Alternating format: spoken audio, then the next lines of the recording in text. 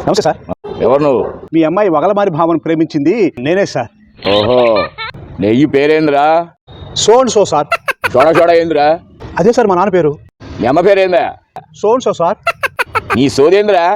తామరు ఏం ఉద్యోగం ఎలగబడుతున్నా? So sir. చంపేస్తానేదవా? ఏం కిండలుగా ఉందా? పొద్దు పొద్దులు సోంచో అంటుండావే. ఈ జీతం ఎంత? 55,000 రూపాయలు సార్. అరే, నా కూతురు నెలకత్తులకి ఎంత ఇస్తాను తెలుసా? 50,000. తెలుసు సార్. మీ అమ్మాయి 50,000తో కలిపి నా జీతం 55,000. అంటే నీ జీతం 5,000? 5,000? అవును సార్.